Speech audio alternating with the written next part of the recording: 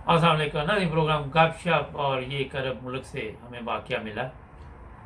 वाक़या कुछ यूँ है कि सऊदी अरब काम करने बेशुमार लोग जाते पाकिस्तान से, और फिर कई ऐसे होते 1 साल बाद छुट्टी पे आते, कई 2 साल बाद आते, और इसी तरह सिलसिला चलता रहता है। कई कई साल ज़िंदगी के गुजर जाते हैं। होता ये है कि ये साहब भी सऊदी अरब आए और यहाँ पे मेहनत करते रहे। इनका कहना है कि मेरे 2 बच्चे थे, अभी छोटे थे, मगर पाकिस्तान में काम नहीं मिल रहा था, जिसकी वजह से काफ़ी मुश्किल थी, और मेरी ख्वाहिश थी कि मैं कुछ अर्सा बाहर जाऊं और काम करूं और पैसे लेके आ जाऊं। मगर लालच बढ़ता गया। हर साल मैं ये सोचता रहा कि बस यही साल काम करूंगा, अपने बीवी बच्चों के पास चला जाऊंगा। और थोड़ा सा ये बता देते हैं कि सऊदी अरब में इनका कहना है कि बड़ी सख्त ज़िंदगी थी, और बाकायदा तौर पर जिस कंपनी में भी हम काम करते थे, वो काम हमारे से तो बहुत ज़्यादा लेते थे, लेकिन जो मेरे उनका ख्याल है कि इतनी पेमेंट भी नहीं करते थे, फिर भी सोचते थे कि पाकिस्तान से बेहतर है। और इस तरह मैं पैसे वहाँ भिजवाता था पाकिस्तान में अपनी बीवी के अकाउंट में, ताकि वो जमा करती रहे, और उससे फिर मैं किसी वक्त पाकिस्तान आके वापस कोई कारोबार करूँ। ये साहब लिखते हैं कि जो लोग सऊदी अरब में रहते हैं, उनकी ज़िंदगी आप सोच नहीं सकते कि कितनी मुश्किल से गुजरती है। बीवी बच्चों से दूर, परदेश, और वहाँ पे सिर्फ हमें ये होता है कि काम किया और सो गए। ऐसे वो बने हुए हैं जहाँ पे भी इनकी रिहाइश का बंदोबस्त है। तो इसके अलावा कहते हैं कि कोई ऐसा टाइम नहीं होता कि हम कहीं जाएं और मिलें। बस आपस में वही लोग, वही एक कंपनी बनी हुई है, गपशप वहाँ पे होती रहती है, इकट्ठे खाना पकाते हैं, इकट्ठे खाते हैं। तो कहते कि मैं जब भी पाकिस्तान जाता तो बीवी के पास 1 महीना रहता वहाँ पे, और फिर वापस आ जाता। फिर हुआ ये कि चंद साल बाद मेरी बीवी ने ये इसरार किया कि मैं ससुराल में नहीं रह सकती, मुझे अलग घर चाहिए। मैंने एक दफ़ा थोड़ी ज़्यादा छुट्टी ली और वहाँ पे एक अलग घर बनवाया और अपनी बीवी और दोनों बच्चों को वहाँ पे शिफ्ट किया, क्योंकि हमारे घर में मेरी अम्मी, अब्बू और दूसरे बहन भाई थे, जिसकी वजह से घर के हालात ठीक नहीं रहते थे। आपके लम्बे है ससुराल में किस तरह हमारा जो कल्चर है, या कोई कहीं पे भी बड़ा मुश्किल है रहना, तो औरतों की ख्वाहिश होती है कि अलहदा घर हो। खैर, कहते मैं फिर वापस आ गया। तो इस दफ़ा मैंने सोचा कि मैं 2 साल बाद जाऊंगा, क्योंकि काफ़ी खर्चा हो गया था घर पे, काफ़ी पैसा खर्च हो गया था। तो बीवी से फ़ोन पे बातचीत होती रहती, और मैंने कई दफ़ा नोट किया कि उसके पास टाइम नहीं होता था मेरे साथ बात करने का। और कभी बात करते करते उसने कह देना कि मैं पता नहीं काम करने लगी हूँ, कभी कुछ। हालांकि होना तो ये चाहिए कि जब खामद का फ़ोन आए तो कोई भी उससे ज़रूरी काम नहीं होता, और लोग खुश होते हैं कि चलो जी बातचीत करने का टाइम मिला है। क्योंकि जो लोग बाहर रहते हैं अरब ममालिक में, उनको पता होता है कि बड़ी मुश्किल ज़िंदगी के साथ टाइम निकालते हैं, कोई सारा दिन फ़ोन भी नहीं कर सकते जब ड्यूटी पे होते हैं। तो ये मेरे लिए बेचैनी थी कि जब से ये घर अलहदा लिया है तो ये क्यों इस तरफ हालात जा रहे हैं हमारे। फिर मैं पाकिस्तान आया। वहाँ पे जब मैं आया तो मेरी बीवी पहले से काफ़ी तब्दील हो चुकी थी, बड़ी फैशनेबल बन चुकी थी, बड़ी स्मार्ट, और अपने कपड़े वगैरह ये चीज़ें पहले नहीं थी जब वो ससुराल में रहती थी। जैसे ही वो लैदा हुई, उसकी ज़िंदगी में ऐसी तब्दीली मुझे देख के मैं हैरान था। बाल वगैरह और ये हर चीज़ उसने अपनी तब्दील किए हुए थे।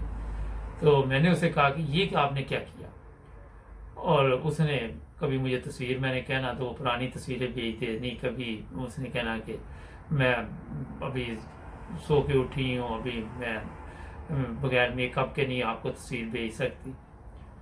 तो जब मैं परेशान सा हुआ, तो एक दिन मैं मोहल्ले से गुजर रहा था, तो पीछे से किसी की आवाज़ चंद लोगों की बातें करती आई कि ये उस औरत का मियाँ है। मैं बड़ा हैरान हुआ। फिर जब भी मैंने गुजरना, लोगों ने मेरी तरफ देखना गोल गोल के, तो मुझे बड़ी हैरत हुई कि ये क्या मामला है। खैर, कहते एक दिन मैंने हिम्मत करके लोगों से पूछा, कोई बात करने के लिए मेरे साथ तैयार ही नहीं था। ना मेरे उस मोहल्ले में कोई वाकफ़ थे, ना जानने वाले थे, ना कोई दोस्त थे। तो इस तरह کہتے کہ میں پھر ایک دن اپنی بیوی کو بتایا کہ میں 3-4 دن کے لیے کراچی جا رہا ہوں. تو میں گھر سے نکلا تو جیسے ہی میں ٹرین اسٹیشن پہنچا وہاں پہ تو کہنے لگے کہ ٹرین لیٹ تھی. 4-5 گھنٹے تک میں وہاں پہ انتظار کرتا رہا. ٹرین لیٹ ہوتی گئی میری سمجھ سے باہر تھا. تو میں رات کافی لیٹ ہو گیا. میں نے سوچا بہتر یہ کہ گھر واپس چلا جاتا ہوں, پھر کسی دن جاؤں گا, کیونکہ میں بیٹھا وہاں کافی تھک گیا تھا. تو اسی طرح بیوی کو بھی بتایا کہ ابھی تک ٹرین نہیں گئی تو میں بیٹھا ہوا ہوں, مگر میں نے گانا نہیں کہ اس کو اطلاع اس لیے نہیں دی کہ میں نے کہا وہ سوگی ہوگی اور میں اسے ڈسٹرب کروں گا.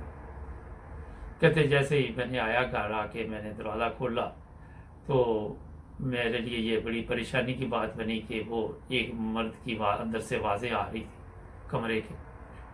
تو جب میں نے دروازہ کھولا تو وہ دونوں گپے لگا رہے تھے, ایک مرد کے ساتھ میری بیوی گپ شپ لگا رہی تھی. میرا تو خون کھول گیا اور میں نے چیخنا شروع کر دیا کہ یہ کون ہے. تو وہیں پہ ایک مسئلہ یہ بن گیا کہ وہ میری بیوی میرے سامنے کھڑی ہو گئی. وہ کہنے لگی کہ میں اب اس کے ساتھ ہی زندگی گزاروں گی اور میں آپ کو چھوڑ رہی ہوں.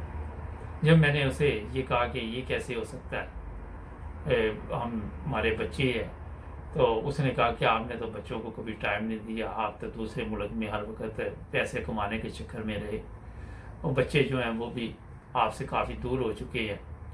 میں بہت ذہنی طور پر پریشان ہوا. تو میں نے پھر بھی اس کو سمجھانے کی کوشش کی, بہت منتیں بھی کی, مگر ان کا کوئی لمبے عرصے سے چکر چل رہا تھا آپس میں.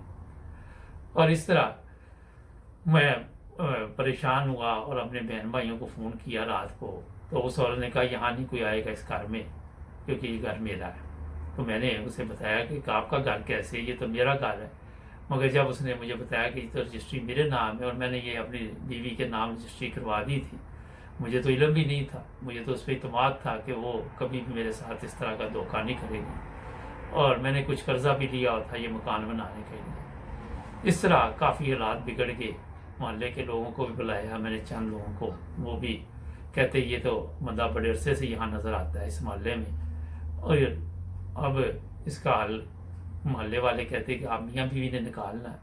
میری بیوی نے مجھے کہا کہ آپ فوری طور پر یہاں سے چلے جائیں اور میں کھلا کی وہ اپلیکیشن جو ہے وہ دوں گی, اگر آپ طلاق دے دیں تو وہ بہتر ہے.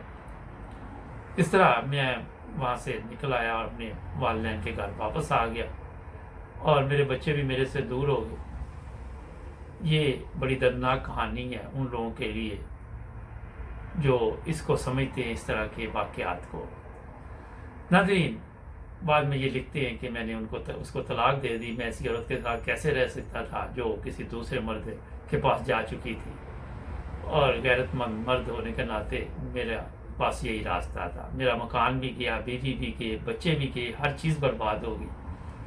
پھر میں واپس سعودی عرب آ گیا. آج کا میں سعودی عرب میں کام کرتا ہوں اور بہت ذہنی طور پر ڈسٹرب ہوں, پریشان ہوں کہ میں نے اتنے سال جو محنت کی میں نے کیا پایا, کیا کھویا. ناظرین, اس طرح کے واقعات کا مقصد یہ ہوتا ہے کہ آپ لوگ جو بھی اس طرح کے پروگرام دیکھتے ہیں کچھ نہ کچھ سیکھ جائیں, اس سے کچھ نہ کچھ حاصل کریں. کل پھر نئے پروگرام میں ملیں گے. جڑے رہے 9 ٹی وی انٹرنیشنل کے ساتھ. اپنا خیال رکھیں. اللہ حافظ.